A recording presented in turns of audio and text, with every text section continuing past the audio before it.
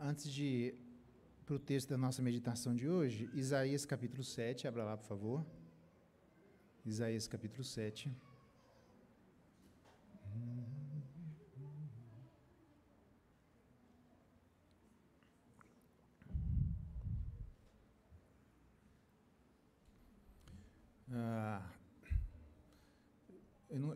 Não deu tempo de conversar com todos do conselho, tá bom? Mas, a gente conversou aqui com alguns que tinham chegado, tá bom, irmãos?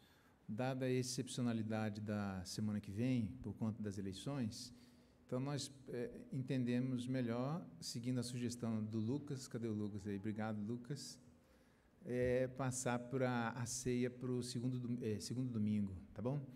Porque tem gente que muita gente da igreja trabalhar nas eleições, termina 5 horas, depois tem que empacotar, não sei o que lá, amarrar cardápio, não sei o que, fazer lanche, barará, né, comer pizza, aí depois até chegar aqui, para não virar correria para ninguém, a gente já não vai ter escola dominical justamente para todo mundo votar tranquilo, sem estresse, tá? E também encerrou, para vir no culto normal, tá, gente? Mas apavorou lá, não deu tempo, não se preocupe, a gente faz a ceia então para todo mundo no segundo domingo, tá certo? Então, só desculpa aí não ter conversado com todos os irmãos do conselho a tempo, né? Porque só tinha agora para poder avisar. Então, eu conversei com quem chegou aqui antes de começar. E nesse tom aqui, eu disse hoje de manhã, mas alguns não estavam, Isaías capítulo 7, verso 14, diz: portanto, o Senhor mesmo vos dará um sinal para a época, né? A profecia tem sinal para o momento em que ela foi feita. E eis que a Virgem conceberá e dar à luz um filho e lhe chamará o nome de Emanuel. Deve ter tido uma criança com esse nome na época, tá bom? Ele comerá manteiga e mel quando souber desprezar o mal e escolher o bem. Então, quer dizer, ele vai estar num lugar mais confortável. Comer aqui o mel e manteiga é a ideia de abundância, de satisfação, tá bom? Quando ele tiver a capacidade de desprezar o mal e escolher o bem. Na verdade, antes que este menino saiba desprezar o mal e escolher o bem, tá vendo? Quando a gente sabe escolher o mal, desprezar o mal e escolher o bem, isso é sinal de que a meninice está indo embora. Toda vez que a gente erra nesse sentido, a gente ainda é menino. Menino, como diz Paulo, no juízo. E a gente não deve ser menino no juízo, tá bom? Será desamparada a terra, ante cujos 2 reis tu tremes de medo. Então, a minha palavra não é para colocar um peso sobre a igreja, seria se fosse para a gente fazer alguma coisa agora, que nós estaremos livres de fazer em outros momentos, né? Mas não há nenhum momento, apenas uma lupa espiritual é colocada sobre as nossas escolhas nesse momento. Mas, em quaisquer circunstâncias da nossa vida, todos os dias, todas as nossas escolhas que reflitam a nossa maturidade devem trazer isso como adjetivo, que é desprezar o mal e escolher o bem. A votação é apenas mais uma, tá certo? Então preste atenção, porque todos nós haveremos de comparecer diante do tribunal de Deus para responder o bem ou mal que nós fizemos por intermédio do corpo, tá bom? Então você prepara, faça a sua votação e prepara a sua justificativa para, diante de Deus, você dizer isso. Isso vale para você, para mim, para todos nós, isso é da vida. Não é nessa eleição, em qualquer eleição. Não é nessa escolha, em qualquer escolha. É bom você aprender que todos nós vamos responder por tudo que nós estamos fazendo, tá bom? Então, eu só queria trazer essa palavra à igreja para leve a sério. Tem gente que acha assim, não vou levar o celular, ninguém vai ver. Não, irmão, tem um livro da vida que está registrando tudo isso aí, você não está entendendo, né? E tudo que a gente fizer está sendo registrado, mesmo que passe despercebido aos olhos humanos, ok? Então, cuida disso. Vamos pedir graça e bondade de Deus, vamos ler o texto de hoje e pedir misericórdia sobre ele para aquilo que nós precisamos aprender e também para um momento tão importante como esse, para que minimamente a gente tenha a condição daquilo que Paulo fala a Timóteo: procura apresentar-te a Deus, não é ao homem. Se a gente é aprovado diante de Deus, você não tem medo de uma sabatina humana, porque tem gente que é assim, só Deus é que me julga, isso é viagem, tá? Se você não tem medo da sabatina divina, você não tem medo da sabatina humana. Então, quem mandar... Eu me lembro que eu fiz uma prova uma vez, no mestrado, e 2 horas, 3 horas para fazer a prova, uma trabalheira lá. Eu sei que eu mandei a prova, eu cheguei lá em São Paulo, eles perderam minha prova. Aí eles falaram, é essa daqui? Eu falei, não, minha letra é igual cocôzinho de passarinho, né? É fácil de perceber, né? É essa daqui? Eu falei, não, essa aqui não, essa não, essa não. Aí alguém veio e falou, nós perdemos sua prova. Eu falei, beleza, eu não vou fazer de novo. Porque eu demorei 3 horas para escrever aquele negócio lá. Não vou, de jeito nenhum. Pensou, me dá até agonia só de pensar de escrever de novo na mão. Mas vocês podem perguntar o que quiser que eu respondo verbalmente. Juntou lá 2 doutores e um doutorando lá e fizeram a sabatina, eu fiquei com 10 na média, tá bom? Então, quem sabe, sabe. Quem sabe fazer a sua justificativa vai chegar diante de Deus e Deus vai dizer, e aí? E você responde simples assim, tá? Só não pense que você faz alguma coisa e bota na conta de Cristo que faz de qualquer jeito. Nenhum de nós faz isso, ok? Hebreus, dito isso, Hebreus capítulo 10, vamos para o nosso texto de hoje. Texto bem interessante, hein? Só tem 2 coisas para falar dele, mas é bem interessante. Hebreus capítulo 10, pedir para os irmãos já ir lendo em casa, né? Verso 26. Porque se vivermos deliberadamente em pecado, depois de termos recebido o pleno conhecimento da verdade, já não resta sacrifício pelos pecados. Pelo contrário, certa expectativa, né, horrível de juízo e fogo vingador, prestes a consumir os adversários. Sem misericórdia morre pelo depoimento de 2 ou 3 testemunhas, quem tiver rejeitado a lei de Moisés. De quanto mais severo castigo, julgai vós, será considerado digno aquele que calcou aos pés o Filho de Deus e profanou o sangue da aliança, com a qual foi santificado, e ultrajou o Espírito da graça. Ora, nós conhecemos aquele que disse, a mim pertence a vingança, eu retribuirei. E outra vez, o Senhor julgará o seu povo, horrível coisa é cair nas mãos do Deus vivo. Vamos orar? Pedir que Deus nos abençoe aí na reflexão da sua palavra. Pai bendito, pedimos a tua graça e a tua bondade sobre o que precisamos fazer agora, que é pensar nas coisas celestiais, não só no texto que acabamos de ler, mas nas nossas ações num tempo político, onde precisamos votar e justificar diante do Senhor as nossas ações, assim como todas as outras que fazemos todos os dias. Dá-nos graça para levarmos a sério isso. Por isso que tem palavras que sequer devem ser encontradas na boca dos crentes, daqueles que professam o teu nome. Então, não é exclusivamente esse momento da votação que está em jogo da nossa relação contigo, mas são todos os dias e todas as nossas escolhas. Dá-nos graça para entendermos a seriedade da vida cristã e levarmos ela da mesma forma que ela exige de nós. Ser conosco, ó Deus, na reflexão, e ó Espírito Santo de Deus, fala profundamente a nossa alma. É a nossa oração em clamor em nome de Jesus. Amém. Muito bem. Meu assunto é... Eu vou dar um corte particular do verso 26 a 31, mesmo sabendo que ele não é um corte particular, tá? Ele é uma sequência do texto. Então, no corte particular que eu vou dar, o tema é como evitar a apostasia, tá bom? Todavia, no que nós vimos meditando, a gente viu lá sobre o verso 16, essa é a aliança que farei com eles, e aí os desafios da nova aliança, né? Aqui nós estamos num momento de transição entre Antigo e Novo Testamento. Por que não precisa mais seguir os ritos do Antigo Testamento e porque nós seguimos o que nós fazemos até hoje, tá bom? No verso 19, nós vimos várias coisas disso, né? É entrar no Santo dos Santos com liberdade, que é o sinônimo da palavra intrepidez. Tendo Jesus como sacerdote, tá vendo? Se ele é nosso sacerdote, o que é que faz, né? Então, a gente entra no Santo dos Santos. Verso 22, a gente aproximemo-nos, tá vendo? Entre com sincero coração, ou coração verdadeiro, os detalhes a gente viu, é muito importante você saber isso. E eu vou te explicar por quê. Aproximemo-nos com coração verdadeiro, então não é só entrar no Santo dos Santos, é para entrar com verdade, em relação à identidade de Deus e a nossa própria identidade. Entre com fé, não dá, quem se aproxima de Deus deve crer que Ele é recompensador daqueles que o buscam e daqueles que o procuram. Então, não dá para se aproximar de Deus como o jovem rico e tantos outros, né, que se aproximavam com ceticismo sendo acalentado na alma.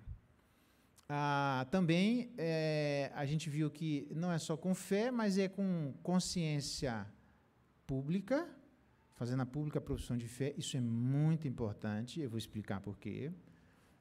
Tendo o coração purificado da má consciência e lavado o corpo com água pura, já que os sangue de animais não purificavam por dentro, tá bom? Por isso que toda hora se repetia.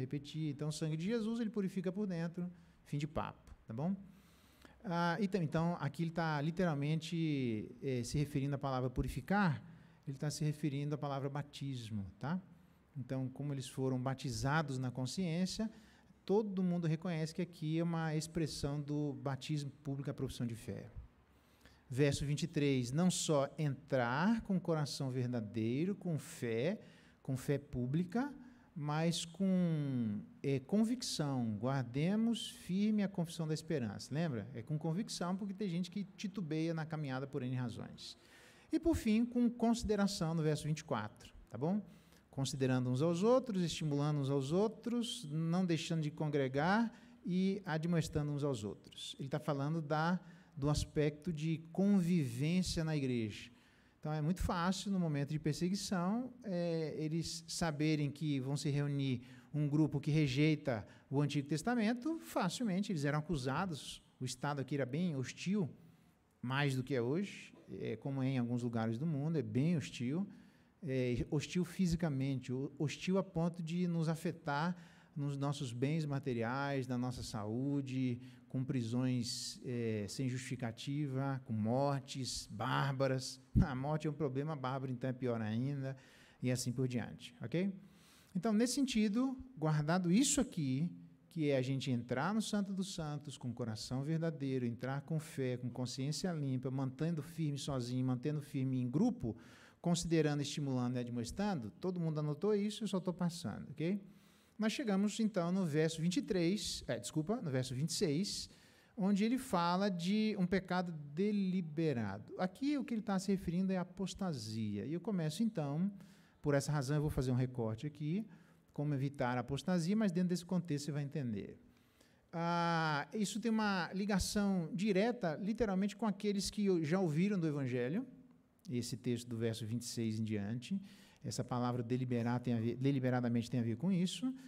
Com pessoas que ouviram as reivindicações de Cristo sobre Cristo, como nos versos 19 a 25, e ele está se referindo até no verso 16 sobre a nova aliança. Então, é a reivindicação de por que o sangue de Cristo é superior ao sangue de animais e ao sangue de bodes e ovelhas.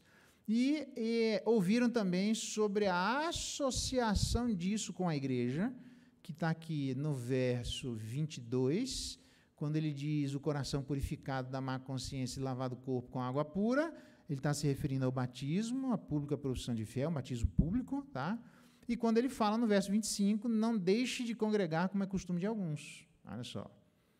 Então, mesmo naquela época, isso não é de hoje, né? Já tem gente que vem e não volta, e é meio fraco, inconsistente na sua vida de fé pública, ok? Então, diante disso, pessoas que fizeram um compromisso superficial de fé com Cristo, superficial, pessoas que visivelmente se identificavam com a igreja verdadeira. Nas minhas andanças por aí, tinha um camarada que, sei lá, ele ia uma vez por semestre na igreja. Eu estou sendo bem abundante aqui, o negócio era menos. E uma vez ele estava em determinado lugar, não vou dizer porque está gravando, né? Foi nas minhas andanças por aí, lá em Marte. E aí perguntaram para ele, qual é a sua religião? Sou presbiteriano. Eu falei, de qual igreja? Eu falei, nossa, o cara viu uma vez por semestre. Assim, é muito estranho. É muito estranho. Uns compromissos públicos muito esquisitos, tá? Imagina você chegar na sua casa uma vez por semestre. Seria muito estranho, tá bom? Tem gente que acha que isso é normal, isso é uma viagem, tá, irmão? Muito bem. E com o tempo essas pessoas foram se esfriando. Com o tempo elas vão desistindo da sua caminhada. Na verdade, ele já havia feito advertências anteriormente. Esta não é a primeira advertência, depois eu demonstro isso para vocês. Só para mostrar que não é agora que, do nada, ele vai tirar o cajado e descer a cipoada no meio da igreja para aqueles que vivem deliberadamente em pecado. Não, não é isso. Ele já fez advertências anteriores. Já eu relembro algumas delas. Alguns dizem que essa seria a quinta advertência, Outros dizem que essa seria a quarta advertência. Então, são advertências que ele está fazendo para a gente prestar atenção, tá bom? Porque, literalmente, o que tem na frente e atrás de nós faz muita diferença de acordo com o que nós vivemos. Então, nós temos gente que só tem duas opções na vida, ou crê em Cristo ou apostata da fé. Não tem outra opção. O mundo é dividido em dois. Aqueles que são favoráveis a Cristo e aqueles que são contra Jesus Cristo. Quem comigo não ajunta, espalha. Quem não é a meu favor, é contra mim. É assim que vai funcionar. Não tem esse negócio do anjo vir buscar, né? Veja, a gente vai ser buscado, né? O anjo vai levar a gente. Há uns à direita de Deus, vinde benditos do meu Pai para o reino preparado desde a eternidade, e outro para o lado esquerdo, para o lago do fogo e enxofre, lá onde vai Satanás, anjo maligno. Imagina você falando para o anjo. Não, anjo, não é para cá, é para lá. Mandaram entregar aqui, eu só sou pombo correio, irmão. Eu sou anjo correio, não é pombo correio, eu sou anjo correio. Mandaram entregar aqui do lado esquerdo de Deus. Não, mas você está enganado, é lá. Eu falei, ele mandou entregar aqui, o seu endereço é aí. Depois você conversa com ele lá, não tem nada a ver com peixe. É por isso que na Bíblia diz que ali haverá choro e ranger de dentes. Tá? Então, me parece que nessa ação de apostasia que é possível existir dentro da igreja, é a rejeição absolutamente consciente do Evangelho de Jesus Cristo e da sua igreja. Então, a gente diria basicamente assim, se a gente fosse mais técnico, né? A apostasia se manifesta em dois primeiros lugares. É a doutrina da salvação, que a gente chama de soteriologia, tá bom? Por isso que quem nasce em Salvador é o quê? Soteropolitano, né? De soteriologia, de Salvador, vem aí. E a outra doutrina é da igreja, que ele está acabando de falar, não deixe de congregar, e isso é a eclesiologia. Então, me parece que facilmente a gente identifica a apostasia levando em consideração esses dois assuntos, o assunto da salvação e o assunto da comunhão. Por isso, não é um assunto novo, né? Ele diz em outro lugar assim, filhinhos, esse texto é mais conhecido, eu vou dar outros que sejam menos, né? Filhinhos, já é a última hora, e como ouvistes que vem o anticristo, também agora muitos anticristos têm surgido. Pelo que todo anticristo é aquele que rejeita Jesus Cristo em carne, o cara que abraçou a heresia anticristo. Tá? Então tem bastante. E eles saíram do nosso meio, não eram dos nossos, porque se tivessem sido dos nossos, teriam permanecido com a gente, no meio da igreja, mesmo diante de risco público. Ok? Todavia, eles se foram para que ficasse manifesto que nenhum deles é dos nossos. Não é todo mundo que... Tem uma discussão aqui, eu não vou entrar nela, não dá tempo, né? Porque, às vezes, a igreja ela abraça algumas práticas que são práticas heréticas e o cara se vê obrigado a sair dali. Mas ele sai dali para onde? Ele sai dali procurando uma igreja. Ele não sai dali para andar sozinho. Ele imita sozinho, você prepara que a hora que o anjo buscar é do lado esquerdo de Deus. Estou te avisando, hein? Avisando quem avisa com antecedência, amigo é. Você fala, não vai ser assim, não. Beleza, depois você conversa com o anjo. Só que a conversa que você vai ter com o anjo, que todos nós teremos, não tem volta. Você pode só tentar conversar com ele, mas o que Deus mandar ele fazer, ele vai fazer, fim de papo. Então, eu acho que, para bom entendedor, era melhor a gente conversar com Deus agora. Entendeu? Deus, aquela igreja lá abraçou heresia, e Deus vai dizer, vai para outra igreja. Não, mas eu quero ficar sozinho. Eu estou mandando, vai para a igreja, porque a igreja não é opção, é obrigação. Tem um monte de coisa que a gente faz na igreja. Mas se você quer outros textos, né, já que isso não é um assunto novo, já é um assunto bem antigo, aliás, o próprio João diz, né, eu não nos dou mandamento novo, vos dou mandamento antigo. A razão de dar mandamento antigo é porque os nossos problemas são antigos. Não tem problema novo, né? É só uma roupagem nova. Ele diz assim, olha que interessante, sobre a apostasia no Antigo Testamento. Quando em alguma das tuas cidades que o Senhor teu Deus te dá para ali habitares, ouvires dizer que homens malignos saíram do meio de vocês, do povo de Israel, incitaram os moradores da cidade, dizendo, vamos e sirvamos a outros deuses que não conhecestes, incentivando a idolatria. Então, inquirirás, que é perguntar, né? Investigarás, porque isso pode ser uma acusação falsa. Lembra as bruxas de Blair? Tem uns negócios assim, né, que faz uma acusação só para ver o cara passar perto, né? Então, para evitar alguém acusar e simplesmente ir abraçando, então vamos investigar, vamos perguntar, vamos ver se as coisas são de fato assim. Só que, com diligência perguntarás, se for verdade que tal abominação se cometeu no meio do povo de Israel, que é a idolatria, então certamente ferirás ao fio da espada os moradores daquela cidade. Então, ferir ao fio da espada é meter a espada no bucho do cara, entendeu? Vai doer e vai matar o cidadão, é isso que significa. Ele diz assim, você pensa que é pior? Olha só, aí você vai, quem tal abominação cometeu, e certamente ferirás ao fio da espada os moradores daquela cidade, destruindo completamente tudo que nela existir, até mesmo os animais. Você acha que é só no Jardim do Éden que a criação sofreu por conta da nossa caminhada equivocada diante de Deus? Provérbios diz que a gente conhece alguém pela forma como ele trata um bichinho de estimação, pelo preguiçoso que o mato está entrando dentro de casa, ele diz, não vou sair porque tem um leão do lado de fora. Vadio, vagabundo, o cara não quer trabalhar. E conheci alguns assim, dou até o nome se quiser. Aí ele diz assim, até os animais, não é só no Éden não, até os animais é para morrer. Ajuntarás todo o despojo no meio da praça, e a cidade e todo o seu despojo queima por oferta ao Senhor teu Deus, e será um montão perpétuo que nunca mais se edificará. Já pensou? O negócio queima, e isso aqui não é para levantar mais nada. Tem lugares, como por exemplo Amós, que 70 anos mais ou menos, 50 a 70 anos depois veio o juízo de Deus, e ele foi avisando através de Amós, né? E a galera dizia, vai-te embora, vaqueiro, a gente não quer ouvir tua conversa. Eu falei, o cara dá uma sapecada lá na palavra lá e continua falando. Quando o juízo de Deus veio, até hoje, irmãos, nem mato cresce. O juízo não é coisa pouca, não. Eu quero pesar bem a mão nesse sentido aqui, para você prestar atenção que ele não está falando de qualquer assunto, não. Se o juízo de Deus vier sobre a vida de quem vier, é para nunca mais se edificar nada que faça referência a essa pessoa. Por quê? Porque ele está induzindo o povo de Israel à falsidade, à mentira, que é a idolatria, e eu não mandei, não terás outros deuses diante de mim. Foi a primeira coisa que eu falei para vocês não fazer. Aí, você acha que isso acabou? Tem um cidadão, não basta João, não basta Moisés, tem um camarada, que é o cronista, né? Faz menção, que é de um rei, fazendo menção de um rei para mostrar que não é só escolarização, independente da escolarização, tem gente que vai por caminhos errados, né?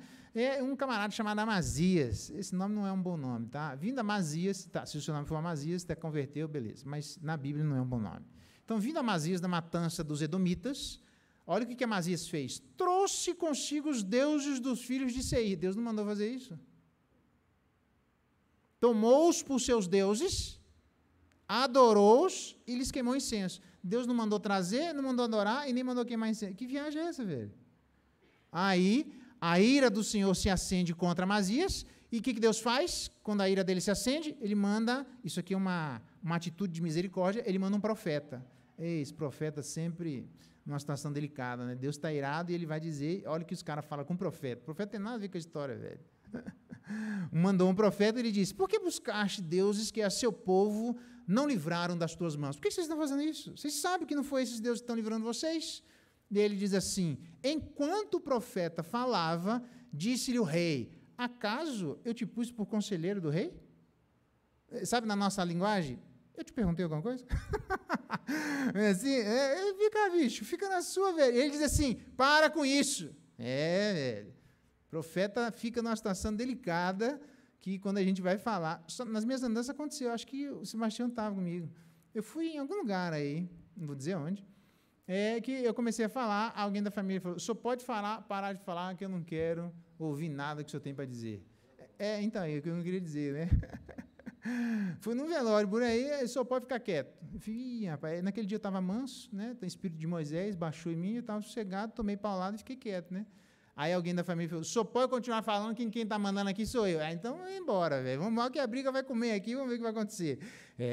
Não gosta, não. E aí, por incrível que pareça, não foi só na época de Amazias, ainda a pessoa que estava do lado fez no morto assim, enquanto eu falava, pôs a mão no ouvido, nos olhos, para o morto nem veio, nem ouviu o que eu estava dizendo. Nossa, velho, é uma viagem. Mano. Que viagem. Eu acho que tinha 2 mortos ali, na verdade. Entendeu? Na verdade tinha mesmo, misericórdia, né? Então, ele diz assim, eu não mandei você falar, por que teríamos de ferir-te? Então, parou o profeta, mas disse assim, eu sei que Deus resolveu destruir você, porque fizeste isso, a idolatria, e não deste ouvidos ao meu conselho. Nos versos seguintes, depois que Amazias deixou de seguir o Senhor, quem segue a outros deuses não segue ao Deus de Israel. É assim que funciona, irmão. Então, ou é o Deus de Israel, ou é idólatra. Não tem outro jeito. E aí, Deus mandou matar, conspiraram contra ele e mataram Amazias do jeito que Deus mandou. Então, só para ver que Amazias, sabe o que é engraçado? Não teve problema a servir a deuses publicamente, não teve problema em servir a deuses seriamente, à custa da própria vida, não teve problema em servir a Deus claramente, sendo rejeitado pelo profeta, não teve problema em servir a deuses conscientemente, ele não estava ali assustado, nossa, não sei o que eu estou fazendo aqui, ele estava consciente, e não teve problema em servir a deuses cultualmente, porque ele pega esses deuses disso aí e vai adorar a esses deuses. É engraçado que só para servir o Deus de Israel, que quando chega num espaço público, a gente, mas veja bem, não precisa ter tão radical assim. Aí quando chega num momento sério, que é a vida e morte, fala, mas não é assim, Deus não é bonzão, que no final da conta perdoa todo mundo. É para ser absolutamente claro, a gente diz, não precisa ser radicalismo todo, eu estou seguindo meio igual Pedro, a pau, meio pau. Conscientemente, tem gente que diz, eu não sabia, né, as manifestações da ignorância, achando que isso vai livrar a gente de determinados problemas. E cultualmente, vindo conscientemente para adorar a Deus. Para adorar a Deus é um problema. Para adorar a deuses, a gente vai publicamente, seriamente, claramente, conscientemente e cultualmente não tem nenhum problema com isso. Só para servir o Deus de Israel que é um problema. Para os deuses, a gente faz e ainda paga com a própria vida. Muito bem. A apostasia foi alertada, então, por João, foi alertada por Moisés e foi alertada pelo cronista, lá no Antigo Testamento. Independentemente do lugar de autoridade social, sendo o rei ou não, alguém de autoridade social ou não, alguém público ou não, agente público ou não, nós temos, qualquer um pode cometer idolatria, o grande caso clássico da idolatria, que é Judas Iscariotes. Judas Iscariotes, veja que interessante, tinha a evidência perfeita, a luz perfeita, o exemplo perfeito e a proximidade perfeita. A evidência perfeita não fez com que ele se desviasse da idolatria. A luz perfeita não fez com que ele se desviasse da idolatria. O exemplo perfeito não fez com que ele se desviasse da idolatria. E a proximidade perfeita não fez com que ele se desviasse da idolatria. Então, não vem para cima de Moá dizer a evidência perfeita. Eu quero saber se a Escritura é a palavra de Deus ou não. Vamos estudar para ver quais as evidências da sobrenaturalidade da palavra. Embora tenha em abundância, que nem na universidade se estuda mais, mas vem a galera achando que é isso aqui que faz as pessoas abraçarem a idolatria. Não é. Vem para cima de um ar dizendo, está faltando luz, liga a luz. Eu gosto de luz, tá? A igreja tem que se iluminar. Liga a luz, já falei, né, para a galera aí. Liga a luz. Por quê? Porque eu vou falar da luz. Jesus é a luz do mundo, é aquela que brilha. Então não faz sentido chegar na igreja, está tudo escuro. Nós somos igreja escura, igreja preta, igreja tudo. Isso não é para nós, não, irmão. É igreja que é clara, escura, abre, liga tudo, abre para a gente poder enxergar as coisas. Então, não é a despeito de uma luz que falte do nosso entendimento sobre a palavra que alguém vai abraçar a idolatria. O exemplo perfeito, que eu cansei de ouvir. Pastor, olha aí, essa igreja tem um monte de gente que erra, lá fora tem um monte de gente que erra, e as pessoas vão colecionando pessoas que erram, que é verdade, eu não estou dizendo que não tenha, mas a gente só tem o direito de fugir de tudo aquilo que Deus manda quando a própria divindade mudar ou quando os anjos mudarem. Porque Jesus Cristo é o mesmo ontem, hoje e o será para sempre. Enquanto ele não mudar, a gente não tem desculpas para mudar. Mesmo que não tenha nenhum exemplo, nós temos o exemplo de Cristo. E o próprio Cristo, na oração do Pai Nosso, diz, seja feita a tua vontade, assim na terra como no céu, citando o Salmo de número 103, que diz que os anjos obedecem à vontade de Deus perfeitamente no céu. Os anjos são um exemplo de tudo aquilo que nós deveríamos fazer também. Nós fazemos coisas a mais do que os anjos. Entre elas, a pregação do Evangelho, porque não existe plano de salvação para anjos. Quem caiu, caiu, Quem não caiu, não caiu. Quem se lascou está lascado, quem não se lascou está preservado. É assim que funciona. Então, anjo para o lado de cá que está caído, preservado, seguro, como diz Judas, lá para o dia, o último dia, onde Deus vai sapecar em cima desses anjos, e os anjos que estão sendo guardados por Deus. Então, eles não fazem ideia do que é a necessidade de pregar o evangelho, porque eles não têm essa necessidade de pregação do evangelho. Quem não caiu, e quem caiu sabe que caiu, uma vez caiu, caído está, não levanta nunca mais. Então, a Gallagher, do filme de Moisés, acho que é Moisés? Noé, teve um filme de Noé, uma viagem que passou um dia aí, que era os anjos caíram, os gigantes eram anjos que caíram na terra, aí os anjos se arrependeram, aí Moisés disse, não, vocês estão perdoados, aí os anjos voltam para o céu perdoados. Nossa, velho, isso tem nada a ver com a Bíblia, não inventa não, irmão. Anjo caiu, quem não caiu, não caiu, não tem esse negócio de arrependimento angelical, isso não existe não, tá? Então, a despeito do exemplo perfeito que nós temos nos anjos que não caíram e em Jesus Cristo, a não ser que eles mudem, nós podemos mudar. Se o mundo inteiro não for exemplo, eles são. Proximidade perfeita. Judas andou com Jesus Cristo ali, tete a tete. Tem gente que pode vir todo domingo. Quando você quer ser idólatra, você vai abraçar. A idolatria vem antes disso aqui. A idolatria está encalacrada no coração. A idolatria está mais ou menos assim. Você viu aquele fulano? A pessoa lá é arrogante, não é? Posso demonstrar para você que não é? Você pode demonstrar o quanto você quiser. Para mim, ela vai continuar sendo arrogante. É isso que significa idolatria. Independentemente da luz, independentemente do exemplo, independentemente da proximidade, independentemente da evidência, quem é idólatra vai, uma hora, manifestar a idolatria existente no coração, porque não tem nada oculto que não venha a ser revelado. Então, você não precisa se preocupar comigo. Eu sou o menor dos seus problemas. Se você abraçar a idolatria, você vai ver o que vai acontecer agora. Então, isso não é um exemplo novo. Deus está acostumado a lidar com gente idólatra. Nesse sentido, como é que a gente evita a idolatria? Fazendo basicamente duas coisas. Primeira delas, congregacionalidade. Congregacionalidade. Congregacionalidade. Diz o texto, no verso 26, se deliberadamente vivemos em pecado, do que ele está dizendo? O verso 26 começa com o porquê, um porquê de resposta, visto que. Então, não deixe de congregar, como é costume de alguns, faça admoestações de acordo com o dia que se aproxima, irmão. Preste atenção, irmão, que Jesus está voltando, o negócio é sério. Então, não é para vir para a igreja para fazer relatório, para colocar o relatório no relatório do presidente da escola dominical, um relatório para o conselho. Não, irmão, é porque tem um camarada que está vindo o grande dia da vingança e do juízo está chegando. E o próprio Jesus Cristo disse, quando o Filho do Homem vier, achará fé na terra? E uma das expressões da fé é a congregacionalidade pública. Nem eu e nem você tem o direito de escolha de não querer congregar. Não querer congregar, você vai só escolher que tipo de igreja você vai servir. Ou nessa que é mais fresca, ou em outra que é mais quente. Você escolhe. Só que depois que você escolher, não volta, tá, irmão?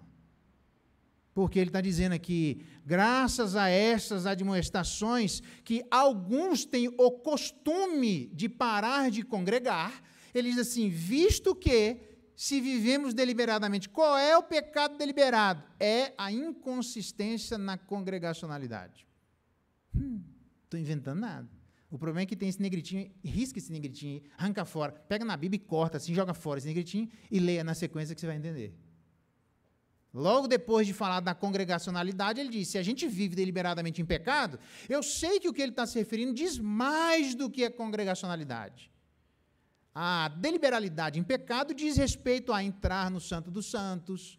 Quem não entra no Santo dos Santos está em pecado. A gente tem a obrigação de entrar no Santo dos Santos. Por quê? Por uma questão de necessidade, por uma questão do nosso estado de espírito. Até Cristo, que era absolutamente perfeito, que não tinha nada de errado, que disse para as pessoas, quem de vocês me convence de algum pecado? Ele, durante a sua caminhada terreno, o exercício do seu ministério terreno, ele disse com 12 anos de idade a seus pais, vocês não sabiam que a mim me cabe viver na casa de meu pai? Ele entrava no Santo dos Santos. Se ele, sem necessidade como nós temos, entrava, imagina nós.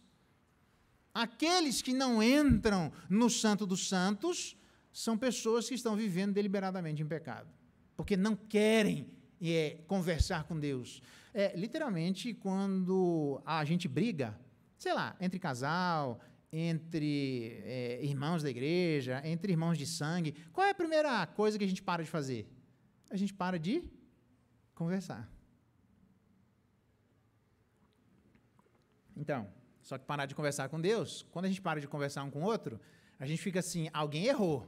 Quando a gente para de conversar com Deus, também, alguém errou e não foi Deus. Então, qual será a opção que sobra? Esse é o problema. Entre no santo. Não tem opção, irmãos. Entre no santo dos santos. Aquele que não caminha santamente, entrando no santo dos santos, é aquele que não entra com o coração verdadeiro. Por isso eu disse que é importante a gente entender isso aqui. Todos aqueles que entram com maracutaia, com segundas intenções, cheio de coisas no coração, que não acatam e aceitam a autodescrição de Deus sobre si mesmo, se me permitem a redundância, para que nós... tem uma música que diz, quem é que explica Deus? Sai fora, irmão, quem que explica Deus? Deus! O que nós temos registrado na palavra é uma autoexplicação de Deus sobre Deus. Então, nós temos o direito, sim, de dizer quem é Deus, falar sobre a sua identidade, porque Ele mesmo falou sobre a sua identidade. Eu não posso atribuir a identidade de Deus a alguma coisa que Ele não fala sobre Ele mesmo. Ele não tem esse direito de fazer. Então, quem é que explica Deus? Eu, você e todos nós que temos acesso às autoexplicações de Deus sobre Deus. Então, me desculpe com todo respeito, esse negócio de ninguém explicar Deus, vamos viajar aqui, isso é uma viagem. Tem nada a ver com a Bíblia isso daí. Se eu ficar quieto, você vem para cá, você não me conhece. Por quê? Porque eu não falei nada de mim. Se você ficar quieto, eu me aproximo de você, eu não te conheço. Por quê? Você não falou nada de si. Quando passa os filmes de psicopatas que ficam quietos, a galera só fala com fulano de tal, vira o beijo e fica quieto lá. Você pode correr o melhor cara lá, ele olha para um lado, não sabe nada, irmão. A pessoa não falou nada, como é que você vai saber? Por isso que a palavra de Deus é uma revelação progressiva e pública.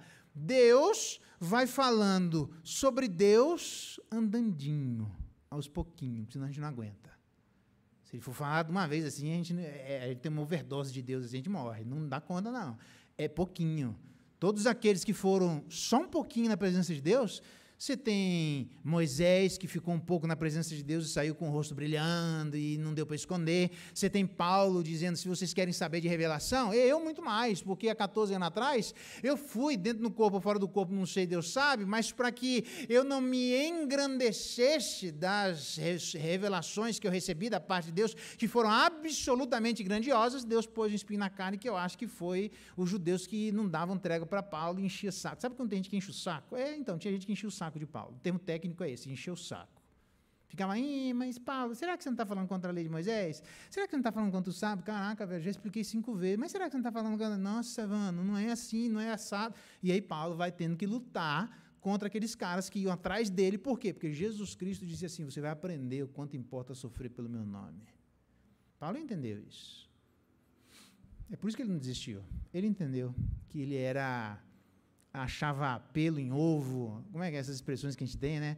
Cara, aqui, xarope, gente xarope, que só quer achar alguma coisa para poder discutir. Então, ele era assim. Então, a despeito disso, ele teve uma grande revelação da parte de Deus, que Deus vai demonstrando aos poucos a todos nós quem é Ele mesmo.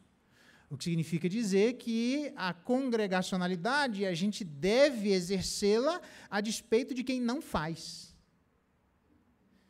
Verso 25, não deixe de congregar como é costume de alguns.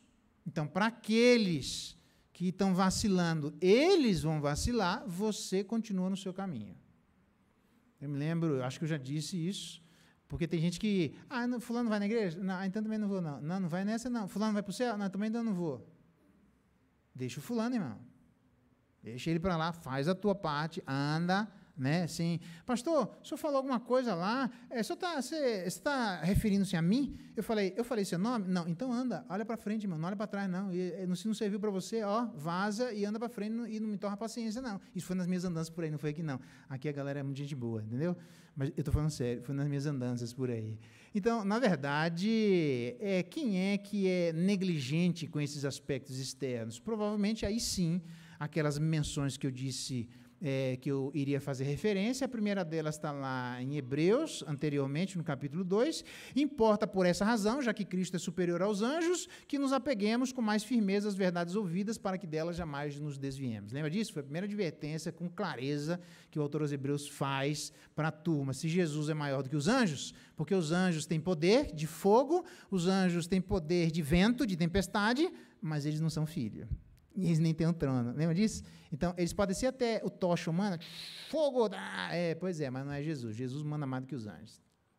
Então, se manda mais, é bom você se apegar com mais firmeza às verdades ouvidas. A segunda advertência, está lá ele sobre a vocação celestial. Irmãos, que participais da vocação celestial, considere atentamente o apóstolo e sumo sacerdote da nossa confissão. Hebreus capítulo 3, ele está advertindo, presta atenção, e ele faz toda uma menção, dizendo que Jesus Cristo é superior a Moisés, porque Moisés é servo, mas Jesus é filho.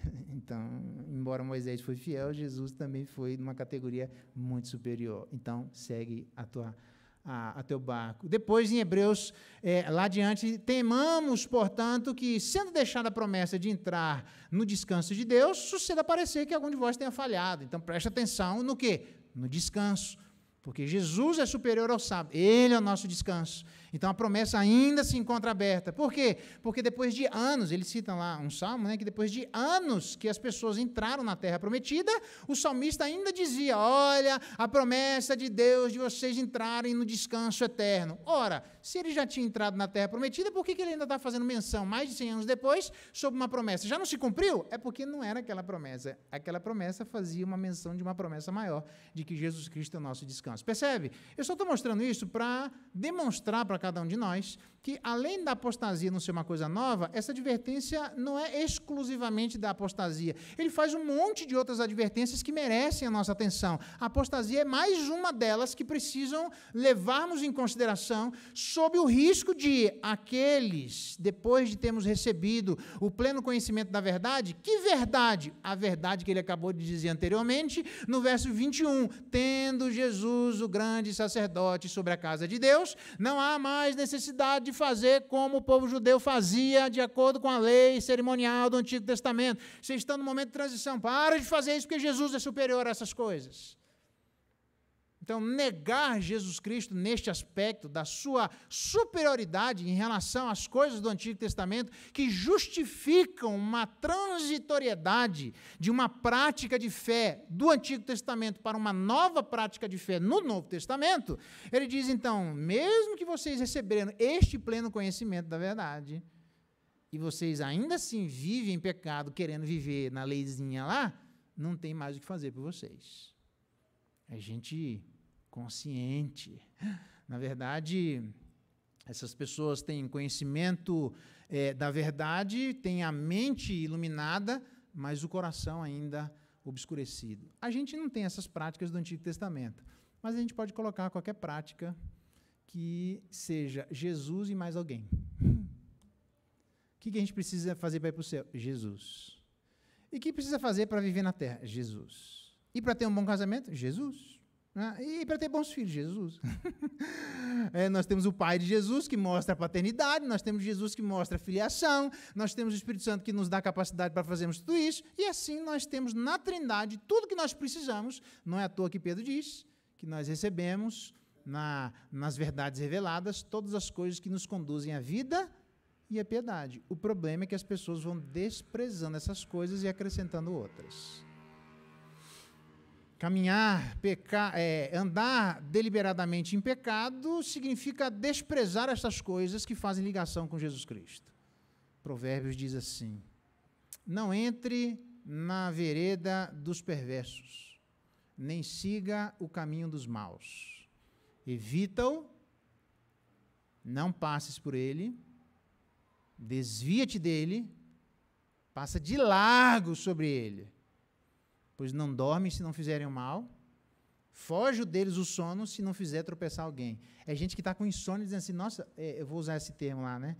Eu não logrei ninguém hoje, sabe? Lograr não é de logradouro, não. Lograr é de enganar, né? Na Bahia tem esse negócio. Eu não enganei ninguém, velho. Não é possível. Eu estou ficando frouxo. Eu não posso dormir, não. Eu tenho que enganar alguém antes de dormir. Senão eu estou virando mariquinha, né? Na Bahia dizia assim. Foge dessa turma, mas a vereda dos justos é como a luz da aurora, que vai brilhando mais e mais até ser dia perfeito. O caminho dos perversos é como escuridão. Nem sabem eles naquilo em que eles tropeçam. Então, como é que a gente vive longe? Como é que a gente não pratica deliberadamente estes pecados? Deixa eu usar de uma ilustração que era a respeito de um navio, um capitão que dirigia aquele navio, pilotava, sei lá como é que fala, navegava entre dois portos ao longo de uma costa rochosa. Uma a costa rochosa e outra a costa não rochosa. Um passageiro pergunta para o capitão assim, a costa é perigosa? Ele diz assim, E você está com medo? E o capitão diz assim, não. Mas se a costa é perigosa e a gente está andando, por que você não está com medo? Ele responde com muita tranquilidade, é simples, eu entro em mar aberto e fico longe das rochas. O problema nosso é que a gente quer caminhar perto do erro. Eu me lembro de uma guria que o pai dela disse para ela assim, pequenininha, tinha 3 anos e pouquinho lá, não vou dizer o nome lá, dizia assim, você pode ir até o limite do cabeleireiro. Entrou no shopping, no cabeleireiro, aquela diferença de piso entre o piso da loja e o piso do corredor, você pode ir até ali. Pois a guria foi na risca e disse assim, até aqui? E o pai disse, se passar daí vai apanhar. Pois ela esperou o pai cortar o cabelo o tempo todo na risca. Tem gente assim, ali para lá não passa. Aqui eu posso, o cara passa a vida dele, irmão, aqui eu posso, é meu direito. E aí começa. Irmão, é para se desviar. É para passar longe. Não é nem para chegar perto. Está errado quem já está querendo ficar do lado da risca sobre a possibilidade de, a qualquer momento, todos aqueles que ficaram assim correm um grande risco de caírem em lugares ruins. Na verdade, os falsos profetas, ou os libertinos, são chamados no livro de Judas de 5 categorias. Pessoas que levam para o erro outras pessoas. Eles são chamados de estrelas errantes. Lá em Daniel a gente é chamado de estrela brilhante, né? Um dia eu faço essa comparação. Eles são chamados de ondas bravas do mar, que, de acordo com o mar, devolvem as suas sujidades. Você joga porcaria no mar e o mar devolve, joga no mar e o mar devolve, você se aproxima de gente que está na idolatria, a idolatria volta para você. Eles são chamados de árvores em plena estação de frutos destes destituídas, sem raiz. Olha só, gente que é só no papo. Lembra de Jesus de ter amaldiçoado uma figueira que parecia que tinha fruto? Exatamente, esse é o problema. Por quê? Porque ela parecia, se ela parecia, ela tem que ter. Não basta parecer crente, tem que parecer aquilo que nós somos. Ou que nós temos. Porque se parecer o que nós não temos, meu amigo, Jesus amaldiçoou de sorte que aquela figueira não cresceu mais. Por quê? Porque quer parecer mais do que é. E aqueles homens são chamados de nuvens sem água, lembra disso? Você espera a nuvem, nossa, vai vir chuva. Não tem dia que você está ali, que beleza, tomara que venha chuva. Hoje vai chover. Aí não acontece nada. Você fala, nossa, como seria bom uma chuvinha. Você vai perto de pessoas assim que você acha que vai sair caldo, água, que vai saciar a sede da eternidade que existe no nosso coração. Aí você chega perto dela e não tem nada. Um bom exemplo disso, lê a história de Agostinho. Ele fala disso, que ele vai atrás de várias pessoas. Antes de ele abraçar o cristianismo, ele vai atrás de várias pessoas. E uma das coisas que ele se decepciona é que essas pessoas não têm nada para oferecer. Nuvens sem água. Você já viu que tem gente que parece inteligente, tem cara de inteligente, parece aquele cachorro bigodão, assim, só falta, vai sair alguma palavra de sabedoria do cachorro ali. É uma pessoa, mas quando abre a boca, não sai nada. Quando abre a boca, você fala, meu Deus, eu não espero, será que eu estou enganado? Assim, eu tinha uma outra impressão. Por quê? Porque tem gente que não tem nada para oferecer, irmãos. A boca fala do que o coração está cheio. Se o coração estiver cheio de coisa que não deveria, vai sair só isso. E a primeira coisa, que na verdade que eu deixei por último, ele chama aqueles camaradas de rochas submersas, ou de, como eu prefiro essa tradução, de recifes escondidos. Pessoas que são rochas submersas. Aquele capitão do navio que está querendo se manter longe do perigo, ele olha para aquele recife e diz, lá eu não vou. Aí ele está andando aqui, crente que está tudo tranquilo, e tem uma rocha submersa, um recife escondido que é capaz de fazer o navio vir a pique. Então, andar ao lado de pessoas que são como aqueles libertinos, rochas submersas, das duas uma, ou você está firme com Deus ou vaza e não ande na companhia dessas pessoas. Provérbios diz por uma razão muito simples, graças a Deus nós somos volúveis. Nós nos deixamos envolver para o mal e graças a Deus para o bem. Por isso que Provérbios diz, anda com os sábios e se tornará um deles. Agora, anda com o insensato e você vai ser insensato, exatamente como ele. Então, isso não é 100% da gente simplesmente querer criar uma espécie de... Como é que é aquela religião que os caras vivem separados nos Estados Unidos? Esqueci o nome agora, está na minha cabeça aqui. Amish, acho que é assim que fala, Amish, sei lá. Sim, mas, né, faz um negócio assim, e não dá para a gente viver assim, numa bolha, senão teria que sair do mundo. Mas também, por escolha, eu também não preciso andar junto com essas pessoas. Nas minhas andanças por aí, eu estou terminando esse ponto, tem uma guria que começou a andar com um traficante. Na época, eu procurei saber, pastor, está andando com traficante. A gente fica apavorado, né? Eu era meio ingênuozão, mas não tanto, né? Mas aí eu fui lá para ver se era assim mesmo. A guria, quando dava a hora do intervalo, ela pulava o muro assim e ficava com os traficantes lá. Aí eu falei, mas que viagem é essa? Assim, vai lá, pastor, porque é uma jovem da igreja. Não, vou lá, né? Pastor tem que ir lá proteger as ovelhas. Pelo menos aquelas que parecem, né? Aí eu fui lá, conversei, vamos aguardar que, se for verdade, mais gente vai falar. Vieram mais 5 pessoas. E eu disse, vocês sustentam essa opinião na frente do conselho? Lembra, né? Porque tem gente que fala para você só para botar você na confusão e depois cai fora, entendeu? Você sustenta? Sustenta. Então, beleza. Então, você sustenta no conselho, vou lá falar com a diretora. Falei com a diretora da escola. Não, ela é assim mesmo. Ela ali, ó, quando ela fecha o portão, ela pula lá, só vive no meio dos traficantes. Ah, tá. Ah, sobre aquela ideia de que Jesus também andava no meio de pecadores? Eu sei, mas não à noite. Entendeu? Não precisa. Tinha prostituta, mas ele não ia no prostíbulo, entendeu? Não há necessidade. Você encontra essas mesmas pessoas em outros horários em que você possa ter sua vida preservada, ok? Então, ele está lá. Aí, eu fui na casa dela conversar junto com os pais. Guria, tá tudo bem com você? Tá, tudo certo, não tem nada para falar, tentei conversar antes, não falou nada, então vamos conversar com os pais. E conversei e falei, olha, um monte de gente está falando, pessoas que vão confirmar, a sua própria diretora da escola está falando, por que você está andando no meio traficante e tal? Começou a chorar. Eu falei, não, vamos... Cara, você está colocando sua vida em risco. Ah, mas tem que evangelizar. Esse negócio, esse cara super crente, já conhece a história, né? Tem que evangelizar. Mas evangeliza meio-dia, chama eles para almoçar na sua casa, junto com seu pai e sua mãe, evangeliza. Por que tem que ser no meio do tráfico? Onde é que a Bíblia está dizendo que tem que ser assim? Não. Aí eu disse, vamos lá conversar com o conselho. Aí fui chamar no conselho, aí, graças a Deus, tinha testemunha. Aí eu perguntei, viu, está acontecendo tudo isso, como é que a gente pode ajudar você? Ele disse, na verdade, o senhor foi na minha casa e gritou comigo. Nossa, mano, faz isso não. Eu não tinha gritado, estou com pai e mãe, vou gritar na casa dos outros, com o filho dos outros, na casa dos outros? Não tem lógica. Aí eu fiquei bravo. Aí eu dei um apertão lá que doeu, eu fiz isso, agora você vai chorar e vou te espizinhar para você chorar, né? E para você aprender. Por quê? Porque eu estou sendo bom com você, estou indo atrás de você, estou me incomodando com você, está me estressando sua vida, está torrando a minha paciência, está gastando meu tempo, estou indo na sua vida, tem gente falando de você, preocupada com você, estou tentando trazer você de volta para o caminho que você está se perdendo, não está vendo. E aí você vem dizer que eu, na casa do seu pai, na sua frente, eu gritei com você. Aí eu falei, conselho, vai. Eu tenho dessas várias, viu, gente? É duro você trabalhar com gente que começa... Camarada, caiu em pecado, veio o cobrador, que era o dono da padaria. O senhor que é o pastor da igreja? Sou eu. Lá vem. Pois é, tem uma membro da igreja aqui que está devendo. Na época, devia uns 3 mil reais. É dinheiro, pelo menos para mim né? 3 mil reais, vixe, se não for para você dar para mim aí. 3 mil lá, eu falei, Eu falei, olha, das duas, uma, você não pediu a minha autorização, eu não sou fiador dela, então, na hora de vender, você não perguntou para mim a opinião. Por que você está vindo cobrar agora? Para cima de mim, não. Você fica na sua, não se mete, não. Tá? Eu vou falar porque é o certo, mas você também não se aproveita da situação, não, que você está se aproveitando e vendendo para uma adolescente sem poder perguntar quem é que vai pagar essa conta.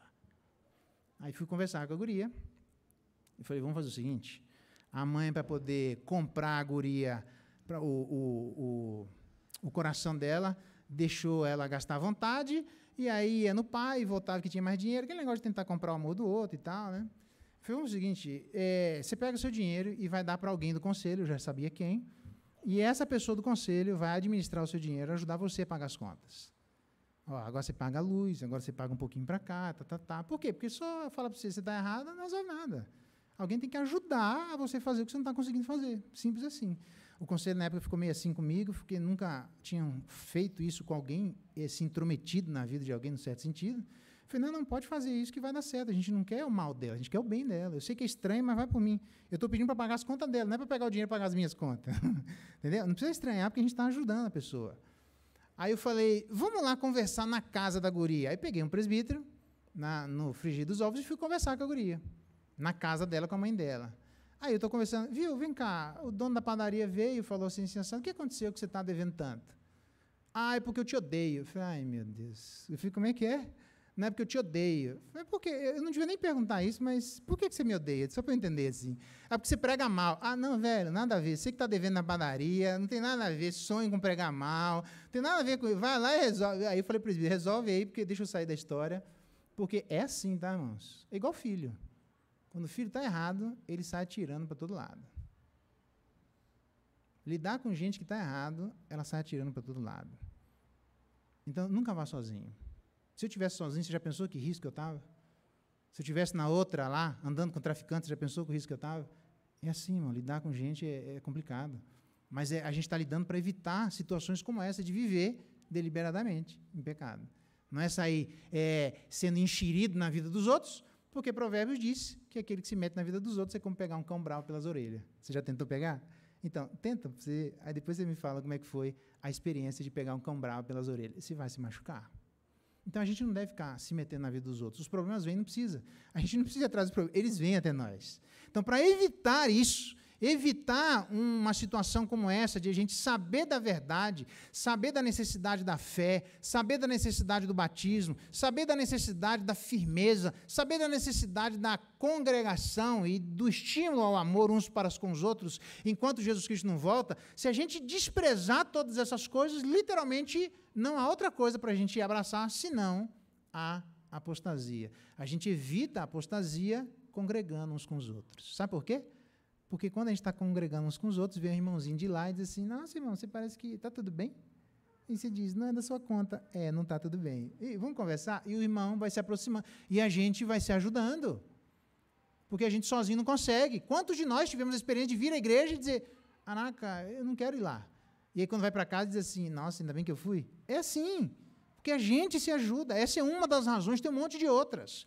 Para evitar que a gente entre numa situação de apostasia, vivendo deliberadamente em pecado, desprezando essas coisas, ele diz, façamos admoestações, tanto mais quanto vemos que o dia se aproxima. Quem? Os irmãos para com os irmãos. Ó, irmão, presta atenção. Não é o pastor, então, só. Os irmãos com os irmãos. Ó, presta atenção, irmão. Estou sentindo sua falta. Aí diz, não, você lá vem agora cobrar. Bom, se você não quer que eu cobre agora, eu vou cobrar lá no inferno. Tchau, irmão, eu falei para você. É lá que você quer que eu fale isso? Agora que é hora de falar, você está vivo? Aí depois morre, aí vem aquelas listinhas lá de a pessoa era isso, era aquilo. Nossa, que vontade de falar isso para a pessoa. Agora já foi, irmão, fala em vida. Agora vai falar em vida, a pessoa vira uma tromba do tamanho do dia inteiro? Agora é a hora de nós nos ajudarmos. Agora é a hora de nós nos abençoarmos. Agora é a hora de nós cuidarmos uns dos outros. Agora é a hora de haver uma preocupação mútua. Agora é a hora de entendermos a seriedade que Deus colocou para cada um de nós de congregarmos uns com os outros. Porque a congregacionalidade é que vai ser um dos remédios para não cairmos na apostasia. Então, o primeiro sinal de alguém que está indo em direção a uma vida de apostasia, certeza, é começar a chutar a igreja. É certeza que é isso aí. Eu sei que tem gente em pecado. A gente fala isso quando a gente faz profissão de fé. Não é assim? Eu sou pecador, eu não mereço o inferno, eu estou numa situação ruim, eu não consigo por mim mesmo isso, me ajuda. A gente fala isso, orem uns com os outros, e vamos orar, mas para orar você tem que estar presente. Tem gente que vem uma vez, acho que é ano ímpar, o cara só vem no ano ímpar, e tem gente que só vem no ano par. Você acha mesmo que você vai ajudar a sua vida desse jeito? Então, a minha palavra é para aqueles que ainda não fizeram a pública profissão de fé. A minha palavra é para aqueles que não fizeram a sua transferência.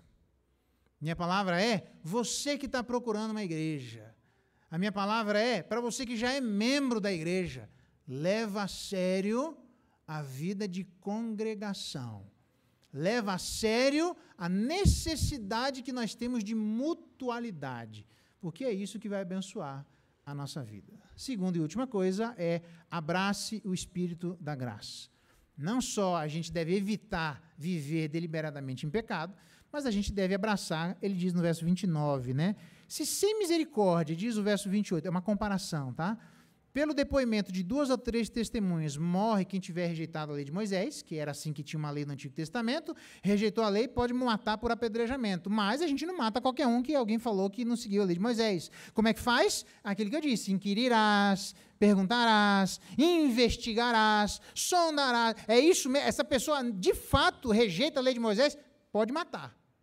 Pode fazer um monturo, pode queimar, nunca mais vai nascer nada.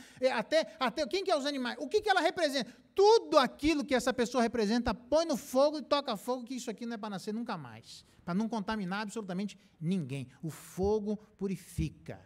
Agora purifica, depois ele vai só cutucar. Então, se no Antigo Testamento, em relação à lei de Moisés, Moisés que é menor do que Jesus Cristo, porque Moisés é servo, mas não é filho. Quem rejeita a lei de Moisés recebe esse trato, porque em última instância, naquele momento da revelação progressiva, rejeitar Moisés é rejeitar Deus.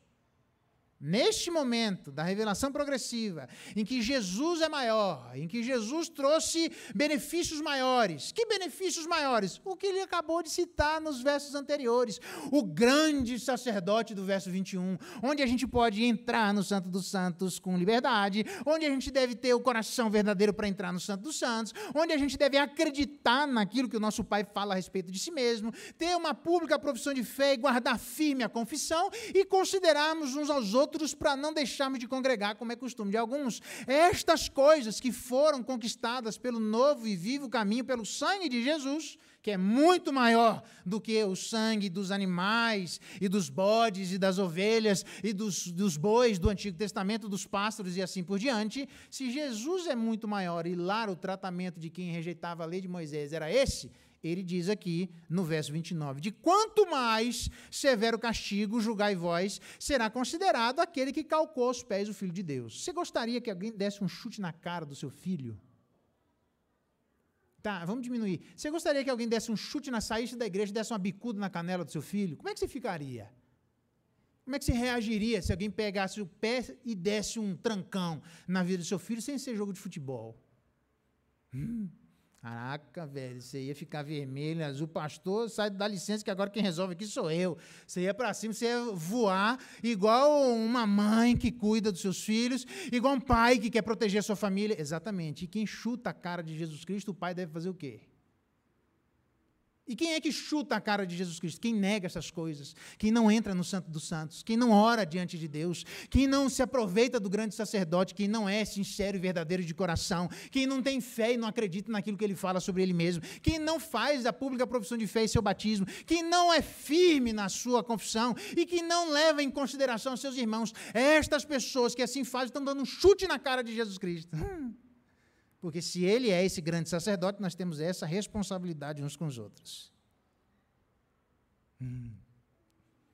Eu fico imaginando o pai olhando para alguns. Você entrou no Santo dos Santos? Não, nossa, o pai dizendo, eu matei meu filho para você ficar assim?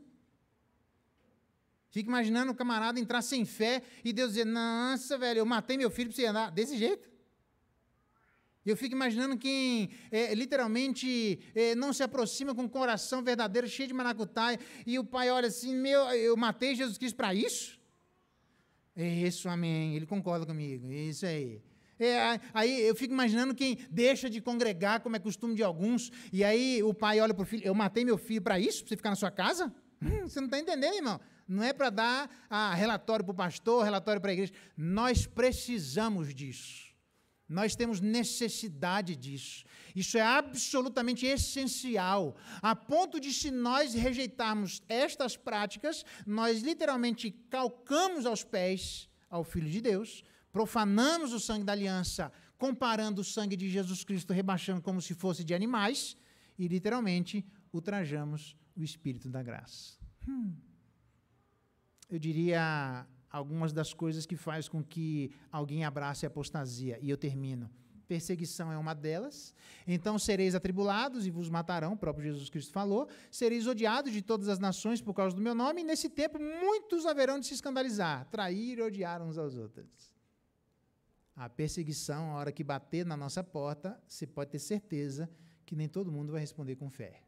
Vai vir cobras e lagartos de todos nós. Falsos mestres levantar-se-ão, falsos muitos profetas, e enganarão a muitos. Isso. Até hoje tem falsos profetas levantando, fazendo cada coisa que eu fico, meu Deus, tem gente que acredita nisso. Você quer uma delas? A unção do leão. O que é a unção do leão? Do jeito que o leão sai mijando, marcando território, irmãos da igreja saiam mijando por aí, marcando seu território. Estou falando sério. Dito em algumas igrejas, não foi por mim, nas minhas andanças por aí. Ensinando que a igreja vai se proteger se ela sair mijando por aí na praça. Nossa, velho. E tem gente que acredita nisso. O duro não é o cara falar isso, o duro é ter gente que acreditar nisso. Raspa o cabelo, nada contra quem é meio careca aí, mas raspa o cabelo e anda descalço quando está no inverno. Para quê? Para demonstrar que você está mais próximo de Deus. O que tem a ver raspar o cabelo e andar descalço para andar? É porque eu estou fazendo um sacrifício. E o de Cristo serve para quê? O que tem a ver o seu sacrifício com o sacrifício de Jesus, irmão? Presta atenção. Para com isso, que moda. Aí veio um camarada que era um pastor, não fui eu, que ele foi para Israel, também não fui para Israel, mas se fosse também não faria isso. Mas ele pegou lá um pouquinho de areia, trouxe, e a galera fez uma cadeira como essa, assim, um meio trono assim, botou o pastor em cima, e a galera levou o pastor para dentro da igreja, e estou dizendo isso, não precisa fazer comigo não, fica tranquilo, irmão, tá? E levou o pastor para dentro da igreja, e ele entrava na igreja num trono, sendo carregado pelas pessoas, e a galera dizendo, viu o pastor, viu o pastor, viu o pastor. Irmão, pode dizer, viu o pastor sem trono, está tudo certo, fica no trono de Deus. Você pode ter consideração por mim, vocês sabem disso. Eu nunca pedi para vocês consideração que não fosse aquela que está na palavra. A gente não deve considerar aquilo que é errado, mas a quem honra, honra. Respeite naquilo que está na palavra. É simples assim. A gente não precisa exagerar. Então, é isso ser na igreja e as pessoas largarem a igreja para frequentar um lugar desses. Para isso. Então, tem gente que é enganado por falsos mestres. Por quê? Porque tem coceira nos ouvidos para ouvir a verdade e aí procura aquilo que o seu coração está inclinado a aceitar.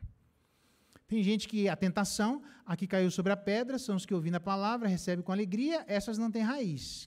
Creem apenas por algum tempo. E na hora da aprovação, roem a corda.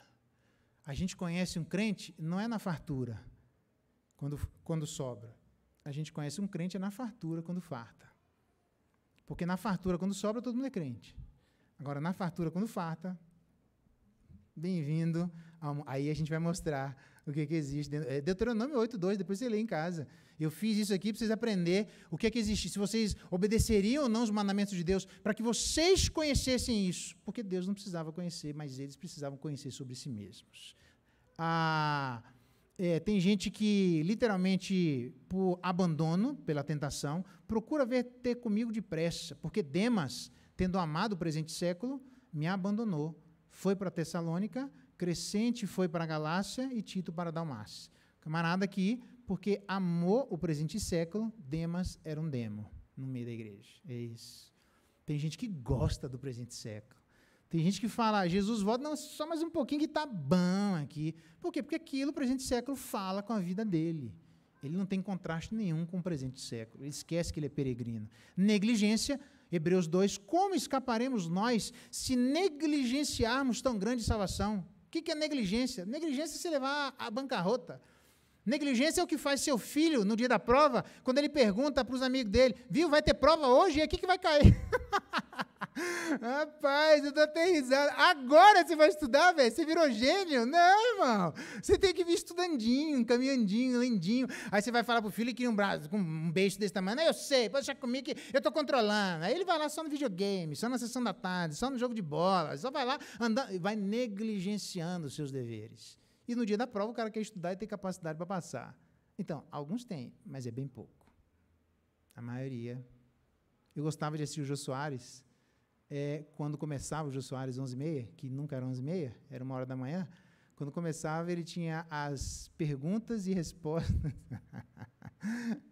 Rapaz, eu me divertia com aquilo, velho. Interessante. Tem coisa dentro da igreja que você, até Deus duvida. E abandono da Santa Comunhão. Essa é uma das coisas que fazem as pessoas literalmente a abraçarem a apostasia. Irmão, se nós entendermos a seriedade do lugar em que nós nos encontramos, nós passaríamos de largo, muito longe, congregaríamos mais do que o necessário, ou como, por exemplo, eu termino aqui, as nossas irmãs Delfino. Lembra delas, né?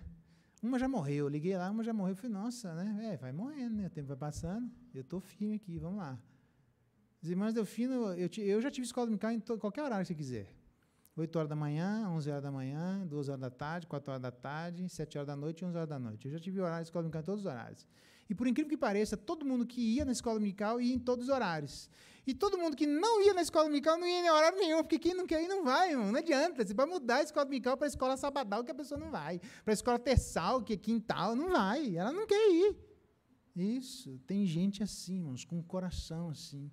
É um coração que olhava para as irmãs Delfino, podia chover, ela estava lá, podia estar sol, ela estava lá, calor estava lá, alguém foi disciplinado, ela estava lá, a igreja encheu, ela estava lá, a igreja esvaziou, ela estava lá, tinha ceia, ela estava lá, não tinha, ela também estava lá. E em qualquer lugar, se você podia chegar lá, as irmãs Delfino estavam lá. Tem gente desse jeito. Por quê? Porque faz por prazer, por alegria de encontrar meu Redentor, de encontrar minha família, onde eu estava abandonado, eu fui introduzido na família de Deus, eu vou encontrar os meus irmãos. Eu nem era para estar aqui. Eu falei mal dessas pessoas. Eu matei Jesus Cristo. Mas pela graça e misericórdia, o meu lugar não era aqui, mas agora eu estou. E é esse lugar que eu quero viver. É esse lugar que eu quero me gastar. É nesse lugar que eu quero conviver. Então, como é que a gente evita, literalmente, a apostasia? Congregacionalidade e receptividade. Abrace o Espírito da graça. Lembrando que aqueles que assim não fizerem, nós conhecemos aquele que disse no verso 30, a mim me pertence a vingança e ele vai retribuir. O inferno nada mais é do que a retribuição de Deus àquelas pessoas que durante a terra tiveram e experimentaram da paciência bondosa do Senhor, dizendo, eu estou aguardando mais gente entrar, terminou o número dos eleitos? Terminou. Agora minha conversa é com vocês. Então, graças a Deus está escrito, porque é estranho para mim a gente falar de um caminho do céu sem falar do caminho do inferno. Lembra do Masterchef? Eu gosto do Masterchef, né? Vira e mexe, ele diz assim, olha para trás, quem é que vai sair hoje? Então, irmãos, tem um Masterchef que a gente está vivendo, só que atrás de nós tem duas portas. Uma para a direita e outra para a esquerda. E o grande problema é que, do jeito que nós vivemos aqui, nós seremos levados para lá. Ou para a direita, ou para a esquerda. E não adianta falar para o anjo que para onde ele mandar, ele vai te levar, e a mim também. Então, o que a gente faz? Tenhamos o cuidado de levar em consideração a grande importância que existe na nossa vida de congregação mútua. Isso é muito importante. Em segundo lugar, levemos em consideração a importância que existe de abraçarmos o Espírito da graça e não ultrajarmos o Espírito da graça. Abraçarmos o sangue da aliança e não calcarmos aos pés ao Filho de Deus, para evitar que, se na lei de Moisés a galera era tratada daquele jeito, na nova lei, quem muito se dá, muito se cobra. Maior privilégio, maior responsabilidade. Entre no Santo dos Santos, com coração verdadeiro, cheio de fé, faça pública a profissão de fé, seja firme e congregue com os irmãos. Se nós fizermos isso, nós jamais viveremos deliberadamente em pecado. Vamos orar, pedir que Deus nos abençoe e derrame graça sobre cada um de nós. Vamos ficar de pé? Vamos orar. Eu vou deixar o microfone aberto para que alguém que é membro da igreja quiser vir aqui, ou é membro de alguma igreja evangélica e quiser vir aqui, pode orar, agradecer por cada um de nós para evitarmos a apostasia, congregando e tendo o coração aberto ao Espírito de Cristo. Oremos. Senhor Deus, Pai, muito obrigado por mais um dia, muito obrigado por mais uma noite que o Senhor permitiu com que nós nos reuníssemos aqui como igreja, Pai. Quero te agradecer, Deus, pelos aprendizados, pela vida do pastor João Geraldo, que estava aqui ensinando a gente, Pai. Quero nesse momento pedir para que o Senhor esteja colocando em nossos corações a certeza de que nós precisamos estar aqui juntos, Deus, Amém, Jesus. fazendo parte do corpo da igreja, recebendo ajuda e ajudando uns aos outros, Pai. É verdade, Deus. Que esse é o desejo do seu coração para nós. Uhum. E fazendo com que nós saibamos, Deus, qual é a necessidade que nós temos do Senhor, Pai. Amém, Deus. Permita que nós reconheçamos a nossa pequeneza diante do Senhor e todos os dias que nós pensarmos sobre isso, nós lembremos que nós viemos do pó e ao pó nós retornaremos, É verdade, Pai. Deus. Eu te agradeço por mais um dia, Pai. Peço que o Senhor abençoe cada vez mais essa igreja, Pai, os membros dessa Amém, igreja. Jesus. Amém. E que nós cresçamos, Deus, juntos e nos tornemos cada vez mais parecidos com o Senhor Jesus Amém, Cristo, Pai. Jesus. Em nome de Jesus é o que eu te peço e agradeço. Em nome de Jesus, amém.